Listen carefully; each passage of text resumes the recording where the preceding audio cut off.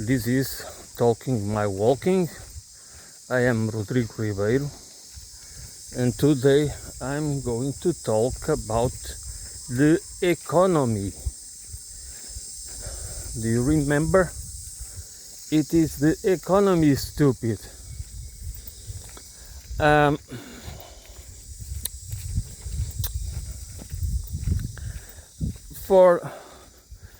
We live in the time in the Homo economicus. That's what we are supposed to be. The species, the essence of the species is to be a Homo economicus. It's a kind of unidimensional world. We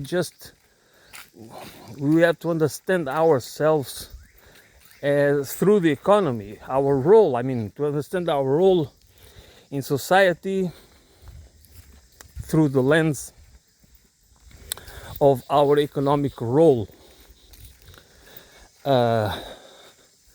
So the economy is very important, that is for sure. But what is the economy? The economy is not money. Money is not the economy.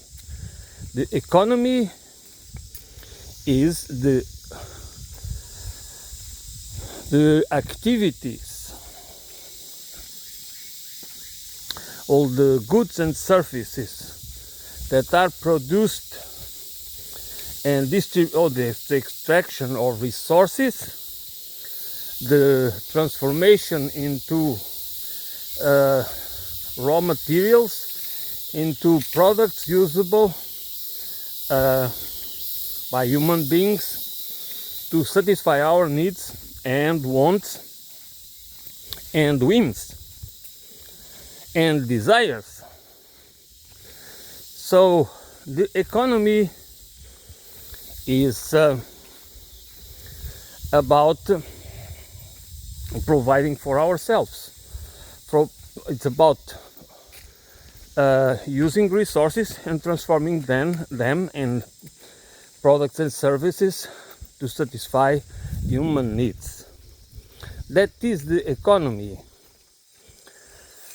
A money economy is an economy where money can be used or should be used as a means of as a means of exchange, and eventually as an accounting system, because according to certain authors, economic historians, that is one of the oldest form of money. That is a system that was, by the way,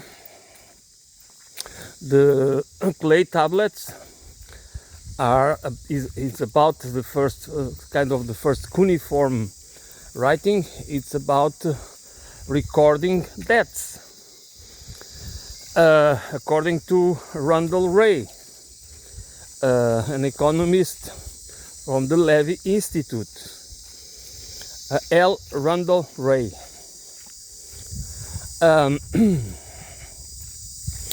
So, money as a storage of value is some other thing. It has nothing to do with the economy, because money as a means of exchange and an accounting system, and also to pay our taxes to the government in order to, by the way, according to the MMTers, modern money theory, taxes is the way the state, the fiscal system is the way the state takes money, the excessive money out of the economy. So that's are not useful to taxes are not useful. I'm sorry, taxes are not useful as a means to finance anything. Government's money is first created and allocated through several means to the economy and then taxed back to be destroyed in order to be to avoid inflation. So the economy can be organized in many ways, and also the market economy doesn't need necessarily to be based on the accumulation of wealth. Of course, there is the need to have incentives and rewards, a rewarding system to make people work, to have economic initiative, which means that to develop their own projects. Doesn't matter if we're talking about individual projects, family projects, community projects, cooperatives, or other projects. It means that there is the need to have an initiative, to have a system, because the economy should be about reciprocity, which means that we need to give back in some form what we get from the system. But the economy based, a profit, seeking profit based economy, that means a capitalist economy, which assumes as its principle the primacy of the existence of private property and the private accumulation of wealth seems it seems fair, but actually is very dysfunctional. Does it mean that it's not productive? That is a huge incentive for people to produce and innovate and compete for a place in the market? Yes, it is, but it is in itself, it creates this gap, this huge gap between the ultra rich and the poor. And that all the and when it's deregulated, like the free marketeers try to say that the market needs, we need to keep the government out of the market, so we don't need regulations, because the market in itself, it's works towards equilibrium. But what is the market? Is the market what we imagine? Let people selling and buying in order to satisfy the needs of the population and society? No, that's not the market.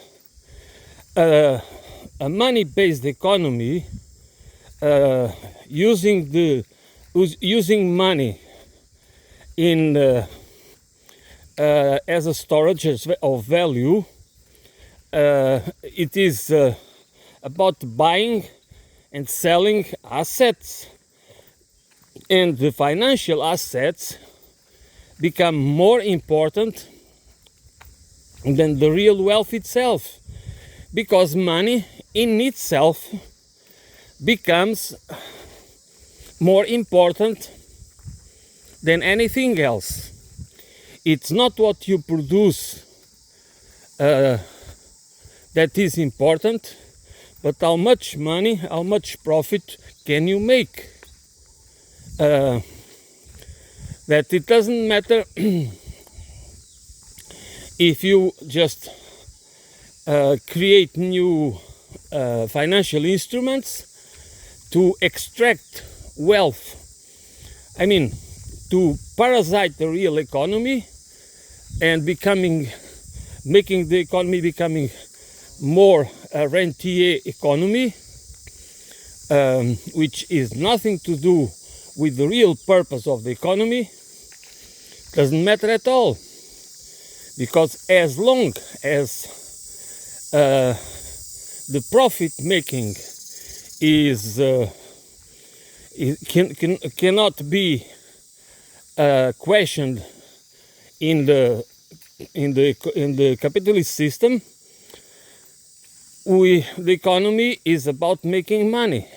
It doesn't matter what kind of services or products are offered in the market. So the free market do not exist because the system is rigged. Because it's not about satisfying the real economy. And by the real economy is the economy that produces goods and services that are essential for a functional society. So we have an economy. We don't have a real economy, we have a virtual economy. That is where the money, that's the virtual economy, is what they call the free market economy. Nothing to do, it is the derivative economy. It is all the financial instruments and all. I mean, it's those complex products that have only one purpose. The purpose is to accumulate wealth without producing anything good for the economy, for the real economy, which should be the purpose of the economy. The real economy is the economy. The financial economy is just a parasitic rentier economy. We should not call it economy, because it's just about, it's a scam, it's plunder, it's robbery. There's nothing to do, is not needed, is a cancer, and it spreads its metastasis all over the real economy and nature and everything. Because this, that we are supposed to be the economy, means the commodification of everything, and it's just to make profit through rents. These so-called investors do not anymore even finance real investment. And I mean, by real investment, I mean investment in productive activities. They buy already existing assets or property and land, but not for real. It's for the accumulation of wealth, the control of real assets. It's not for productivity. It's not even about being just about extracting rents. and controlling as more assets as possible.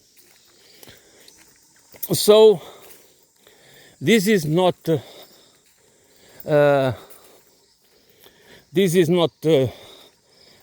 economy. The economy is not this. And the new, the cryptocurrencies, it's just another scam. This is nothing to do with wealth, not with financial freedom. Well, we need freedom. We don't need financial freedom. We need freedom. Financial freedom for whom? The people that... It is crazy that so many people pay attention to these scammers.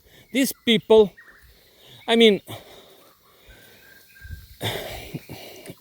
everything that doesn't produce anything and allows people, if the gold is the same, gold is not money. Do never think that gold is money, because gold is not money as well. Money is a virtual reality. Money is not money. We can have a physical asset like gold used as money, but money itself, it's not part of the real world. It's a fictional, it's a virtual asset. It's a virtual means. It doesn't belong, because it's a reality, unfortunately, and that's the problem of money as a means of accumulation of wealth, of storage of wealth, because it distorts the whole reality. It distorts what is the real meaning of the economy.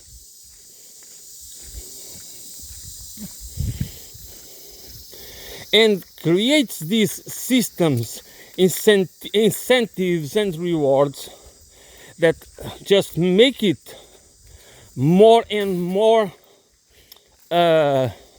dysfunctional. First, because we have an economy that needs to expand and grow. Doesn't matter the limits of the planet.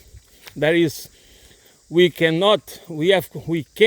are allowed to invent, to develop new technologies.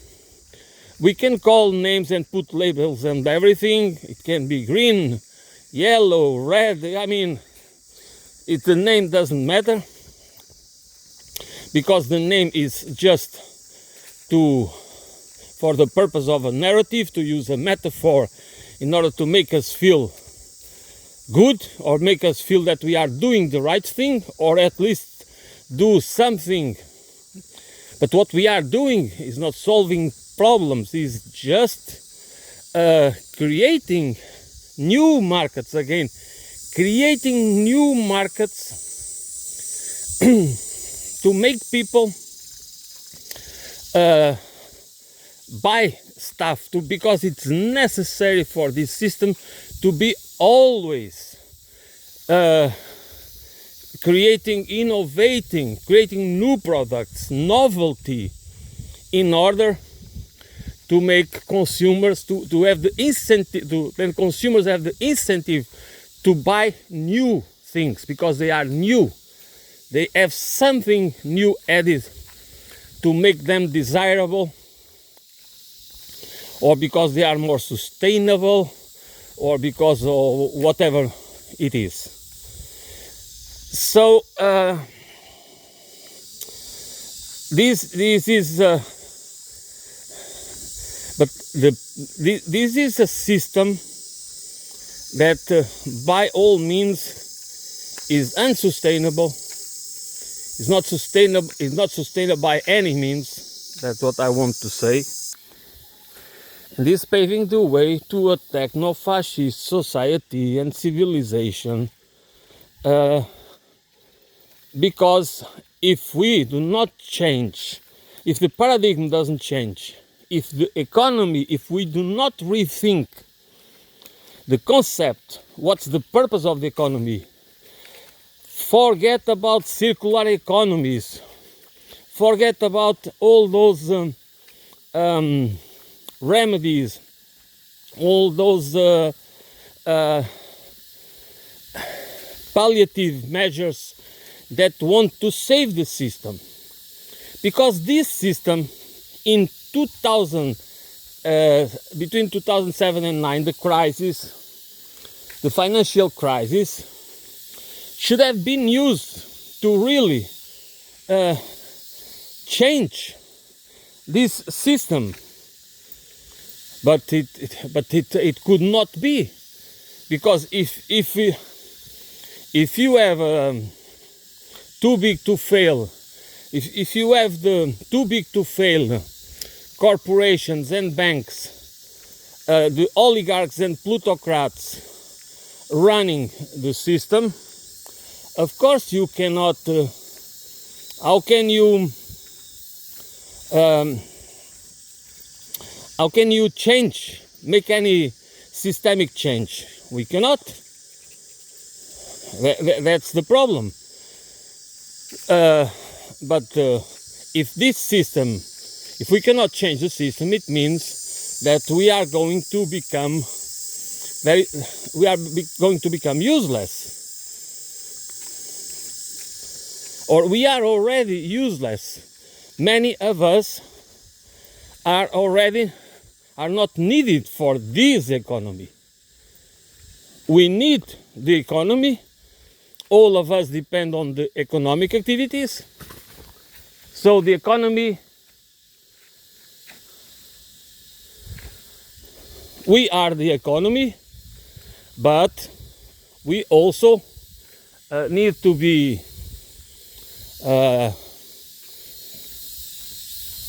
we need to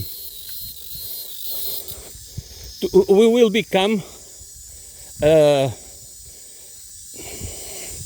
just externalities. You know, we are becoming the externalities of this system, of this economic system that is that is destroying the real economy, which the real economy is us. We are the ones, all of us depend on the real economy to survive. As producers and as consumers. So if the economy is not anymore, if we are not needed for the economy, and if this economy is based on the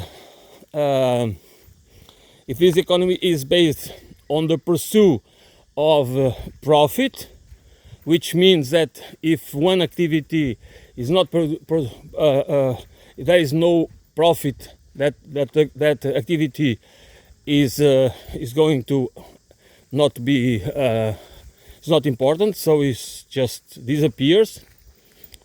This doesn't mean that some activities that are not productive, they should finish, they should not exist. But there are many profitable activities, economic activities, that are profitable, especially in the real economy, but especially in the financial economy, the rentier economy. They should not exist, because it is, this should be so obvious. And nevertheless, we all think that maybe, just because probably in certain countries 10% of the population might have some benefits, so at least in certain circumstances, they have some of their money and pension funds, and so the markets, the so-called free markets, might benefit them, but the rest of us, in most of the world, we just suffer the consequences of this non-economy. This should not be considered the part of the economy. This is not new. And this will not exist if we really had democracies. This would not exist. This would be just unacceptable. But you know, it's so nice that some of us can live wherever we want and make money without working. I mean, that doesn't mean that you don't spend a couple of hours a day doing something in order to make, in order to keep, to make you, to keep up with the needs of your, whatever it's your portfolio. But it's not a productive activity by any means. And it preys on the real economy. It destroys the real economy. And there are so many examples of that. And the real economy, it's also, you know, the universal basic services are part of the real economy. You know, because if we have an educational system, a health system, and other that are provided by the state for free, and do not be afraid of things being for free, you know, because there is nothing wrong in that. There is nothing wrong that because you know, the ones that tell you that free lunches don't exist, they are the ones that get themselves filthy rich by having access to free lunches because of their privileges in the they make the rules, they make the laws, they are the primary dealers. They get access to free money. They are the ones that have access to the free lunch, not us.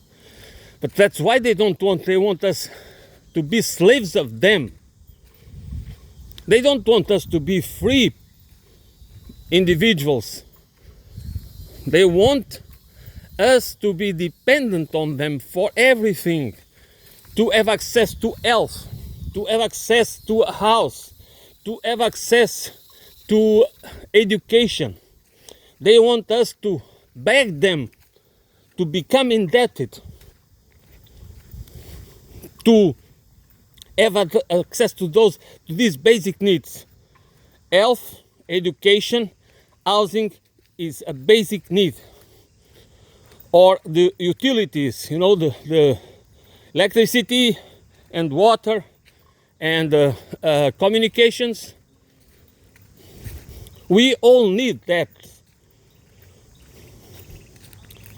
And if we do our part in participating in the real economy, producing something useful, or providing services that are necessary, that are the services that are really necessary for a functional democracy and a functional society, we should have access to them, whether we have enough money to pay for them or not. You can't tell me that we need incentives, otherwise people would do nothing, because people are lazy and this and that. Of course, I agree with you. We need to have a system of incentives. We need to have an economy that rewards the ones that make more sacrifice, that have lives, that have to do the works, that perform the jobs that no one wants, or most of us don't want them. You know, that's where the reward must go, and you can do it in many ways, and especially by making them work less hours than the ones that have nice jobs and meaningful jobs and nice careers. Not to making them our servants and slaves. Not making we, the ones that are also part of that class, believe that that we are all we not making us feel also entitled. There is a huge problem with entitlement as well, because entitlement makes us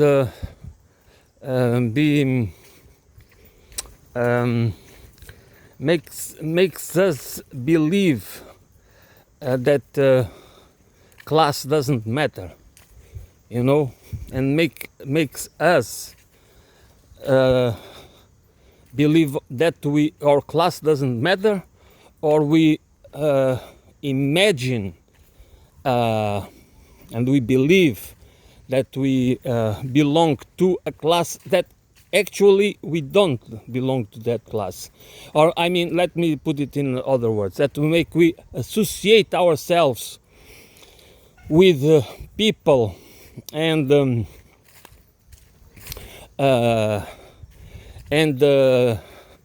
institutions or organizations or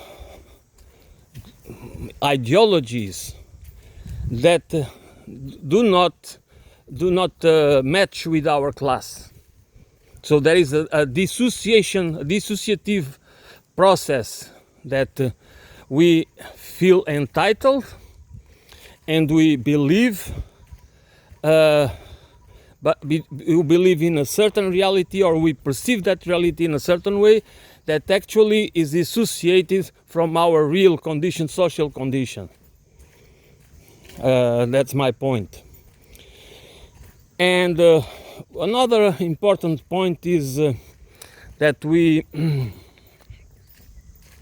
live, that's just because so many there are so many invisible aspects of this economy, of the financial economy. They are invisible to us. They have been made invisible, which means they exist, they affect our lives, but they do not seem part of our daily lives, you know. You don't see them directly, you don't experience them directly. I mean, we experience them in the form of austerity, of inflation, of losing social rights and labor rights, of becoming destitute, losing our houses, losing our ability to make ends meet. But we do not see it. We do not think.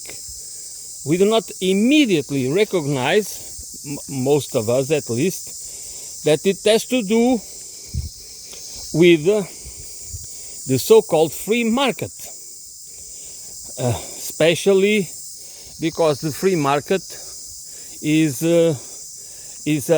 free. It doesn't affect our lives. It's just okay.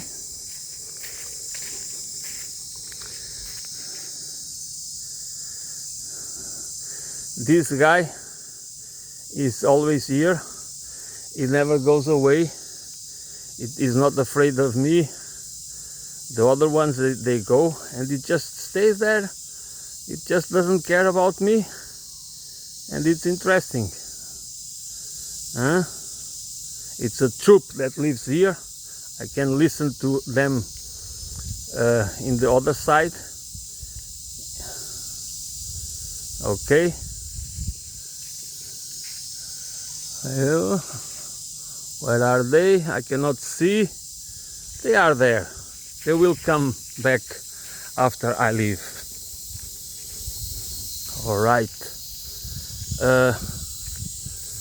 So just because something seems absent of our reality, it doesn't mean that it doesn't affect us. It's like we don't see virus, okay? We cannot see them, or bacteria, or so many microbes, or we don't see we have the scent of smell. We don't really see the particles that how do we smell, but they exist. They are part of our environment, of our lives. So there is another group there down the road. Let's see if they stay or if they go while I'm walking towards them. So, and we might not see these parasites. I mean, they are real and they exist, but they are parasitic activities. They are not as obvious as they should be for all of us, but they just affect our lives, our daily lives, our daily well-being, and present and future. And this is why that the tech oligarchy and the financial world, you know, the Wall Street plutocrats, they will, in order to preserve their wealth and their role in society, their control of society, they will impose on us a techno-fascistic system, and because if it doesn't work anymore, if they are not able anymore to provide to all of us, and we will revolt, and more people will become disenchanted with this capitalist system, they will resort to, they will make sure that they will divide us more and create new enemies. They will resort to PR tools, to the toolbox, to the whole tool, to a lot of tools of the PR toolbox, in order to instrumentalize us, in order to make us accept to be further neglected, and even eventually eliminated, because we are a redundant workforce. They do not have so we do not we are just what Yuval Harari calls the useless class. It was the first person that I heard the term useless class, and that's it. This is real. I don't care what do you think about Yuval Harari. It's not the point to me.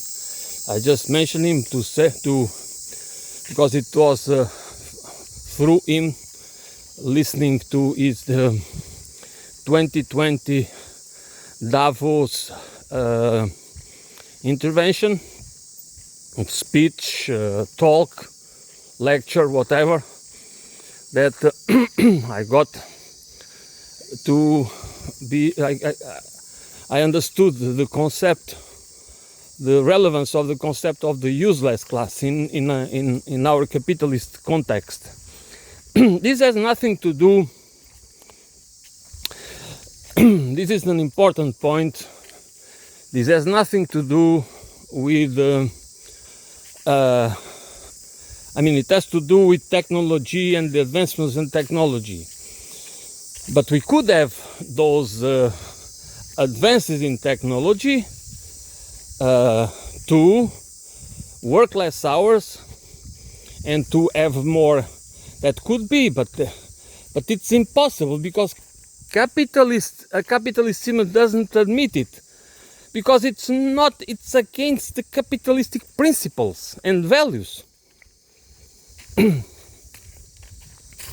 So that's why throughout the 20th century the problem of poverty and so many other problems has never been solved, because it is against the principles and the interests of the capitalist class. That's why, because it's against the principle of wealth accumulation and profit making. That's why they need to invent the meritocracy myths and all that entrepreneurial blah blah blah, not because in order to make us believe that some of us deserve, we collect what we saw. Okay, that's this basic principle that basically explains inequality, as if there is no other systemic reasons, at least there are no other. It's just because the problem is always you, because they can tell you that if others make it, and if some make it and others don't, so it's because the ones that make it are better. It's as if there is no other reasons to justify why some people become wealthy and others don't. Or let's put it the right way, why a few become rich and the many stay poor. And by the way, why the reason that the wealth gap has been growing since the market fundamentalism coup revolution. It was a revolution. It was a real revolution. It was the revolution that gave primacy to the financial economy and at the expenses of the real economy. And for many of us, we just are seeing now, or we have been witnessing and feeling in our own skin the results of it. Because the real economy, which means the economy that we all need, has been predated and ravaged by the financial economy. And if we are not able to understand this and see that for most of us, for the majority of us, the economy, we will always live in the real economy. Okay? So for us, even if we start to use digital currency, okay, if the so-called CBDCs, central bank digital currency, or cryptocurrencies, we already use only digital currencies. You know, the physical money is it doesn't matter, because money is part of the virtual world, not part of the real world. That's why we need to differentiate money from the economy. Money is not the economy. I'm not going to repeat what I said before. Anyways, if we do not understand this and think that okay, we just it's going to be a problem because our jobs are going to be taken by artificial intelligence and robots and this and that, and what are yeah, it is a problem, but it doesn't need to be a problem.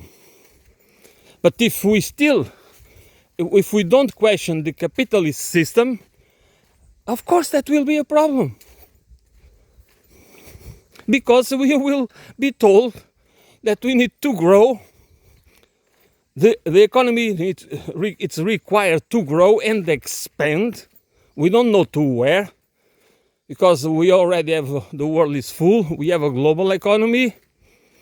There are countries that need to develop. That's because they don't have the basic infrastructure and a functional economy that provides the goods and services for all people.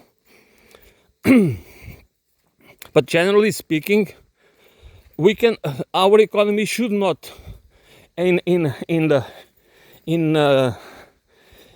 total should not be expanding more and growing more.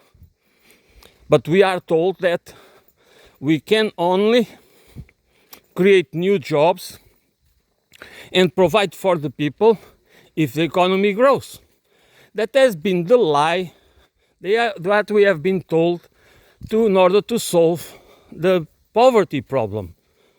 But our economy, the productivity has grow. We have a much higher productivity, and nevertheless the poverty is growing. Why? Why does the productivity gains grow and the and they don't, and they are not reflected in society? Where does the productivity gains go? Where are they going? Who are benefiting of that? I always remember John Maynard Keynes when he wrote in his book The Economy for My Grandchildren, or something like that. I don't remember exactly the title. That we should by now be working 3 days a week or 15 hours a week or something like that, 3 hours a day. Because in you, that if the productivity gains, if the society, if the industrial economy, which is part of the real economy, would continue grow and the productivity gains would continue in the same pace, it could it said, okay, we can do it, and we could. And many people say, oh, where did Keynes got it wrong? No, Keynes didn't get it wrong. Keynes was right. What is wrong is because we have a system that there is no trickle down. We have a system where the wealth is being accumulated and the productivity gains do not trickle down. They should trickle down, not necessarily in more wealth, but in less hours of work and a better life for all of us. A better life that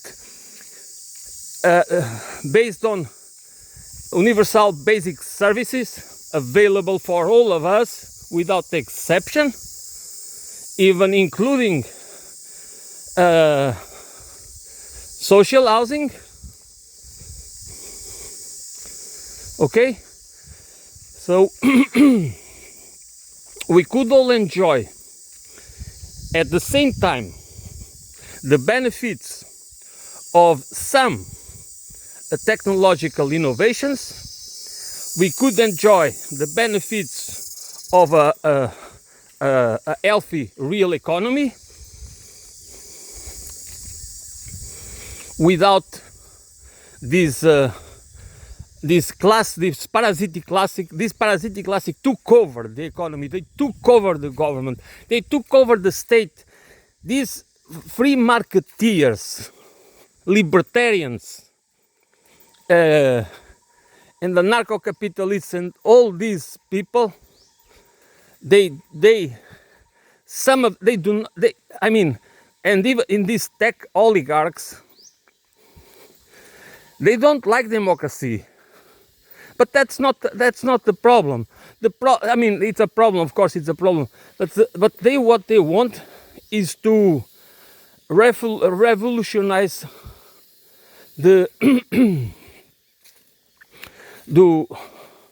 roll back. They are reactionaries.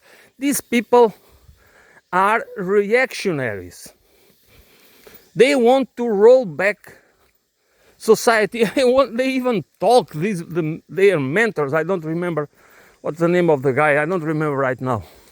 They even talk about a monarchic a tech monarchy, you know. I mean,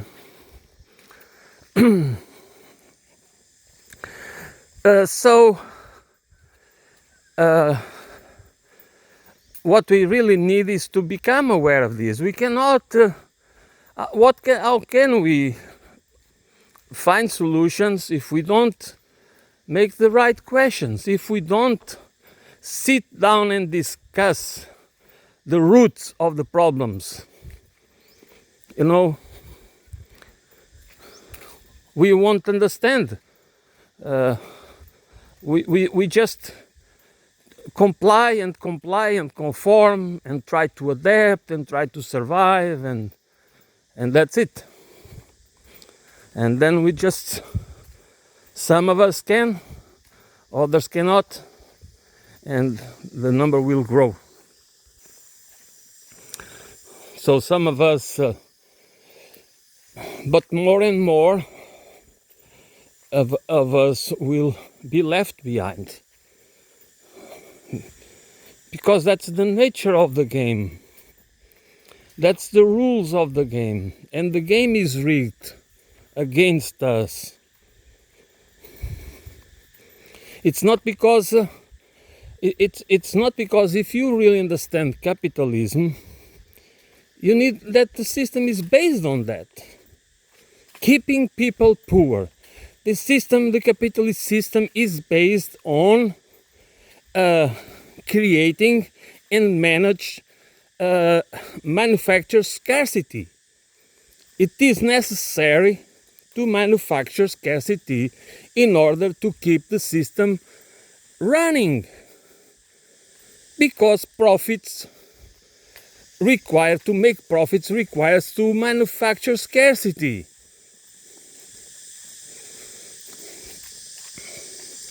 Which is necessary. That's why they want to privatize everything, because then they control the faucet, they control the door. I mean, they can tell who has access and who doesn't, using a single tool, which is money, which again is not a real thing, is part of the virtual world.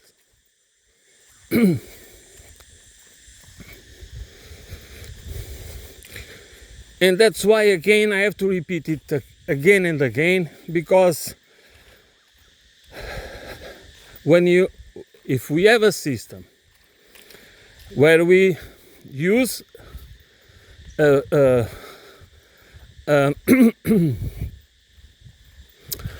we use a concept. Money is a concept, okay? Is an idea, is a concept that belongs to the virtual world. But you can use it in order to you can use it as a means of accumulating wealth, of storing value, that you can use something that belongs to the virtual world to control, to gain control of real assets, land, properties, houses, everything, food, companies, corporate, everything that is needed to feed and house and educate and provide health service and everything else to the population. This could not be, just imagine how evil this, how evil this system is. And nevertheless, we just allow these people, we have allowed these people since long ago, the bankers, to be the ones that use this virtual tool to finance people on both sides of the fence, which means to finance kings that have been in war with each other, to finance both sides of a war, to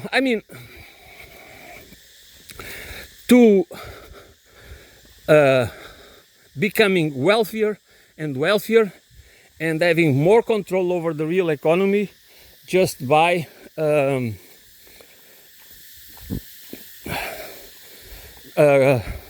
controlling this virtual tool. And it's so difficult for many of us to grasp this reality, because I understand that most people don't even we see there is a kind of no solution for this problem. There is no solution for any problem unless we think about it. All problems that have been solved by humanity, they have been solved because there was people that thought about it. People need to think. But this particular problem that affects all humanity, it's a global problem. It's not a problem only of the so-called capitalist countries or the democracies, the liberal democracies. It's a problem that is spread in every corner of the planet. All humanity is infected by this virus.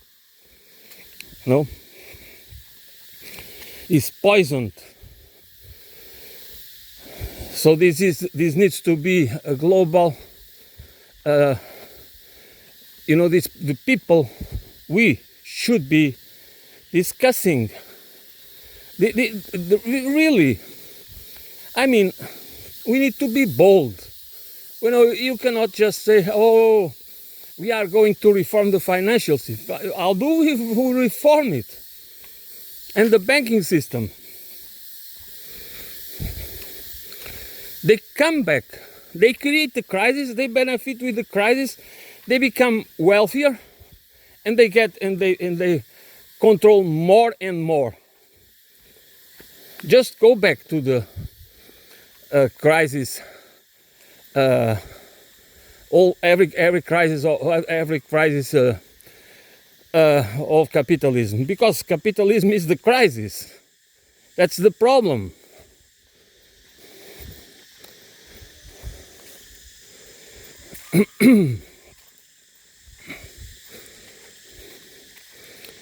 And we are the victims. This is not just about it can say, oh, it's this. No, we are real victims of this. It's absolutely crazy.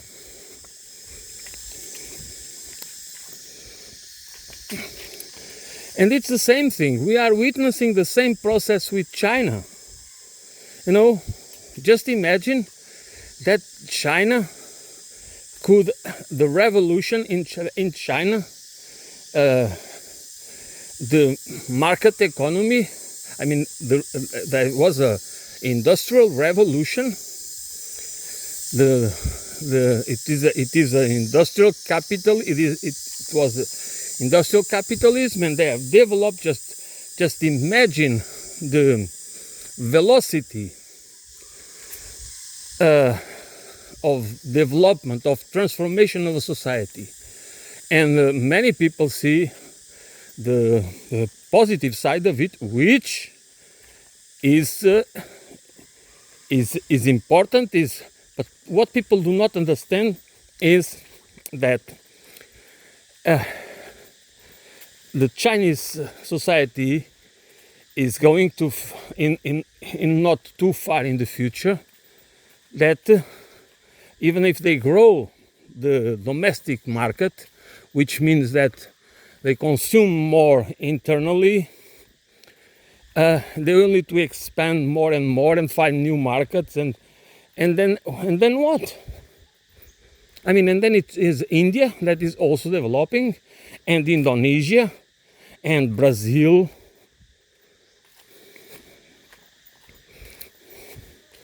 Of course, there is room for development, but not the kind of development that is based on growth, because then the jobs are always depending on economic growth. This is wrong. So there needs to be solutions that people need to work less, to live more, and to be enough for all of us.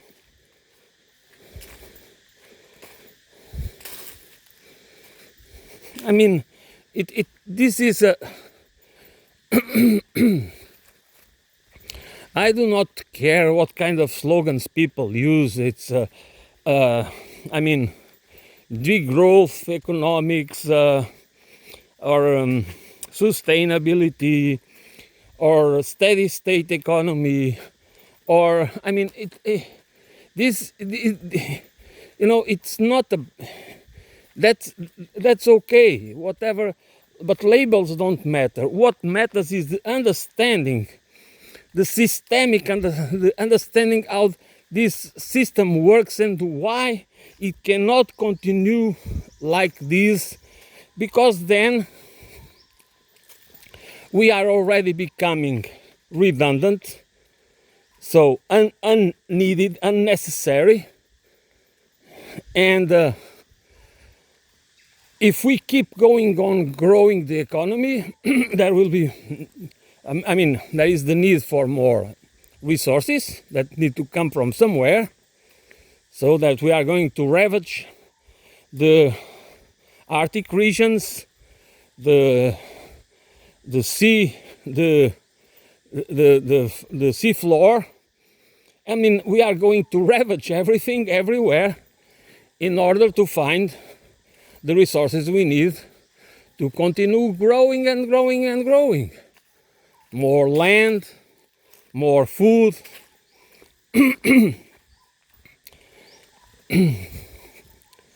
and it's the possibility of natural catastrophes. That's the system that might be disrupted, and create huge problems, not only because of climate change, but because of so many different interventions that mankind is doing. So then we have to face the elites will think seriously in eliminating, reducing the population to 1 billion or 2, as Paul Henrik, I mean, I don't know how to spell the name of the guy, enunciated in the book Population Bomb. I guess it was called Population Bomb. So should be discussing what the economy should look like and what kind of civilization we should have, and try to find ways to implement it all around the globe.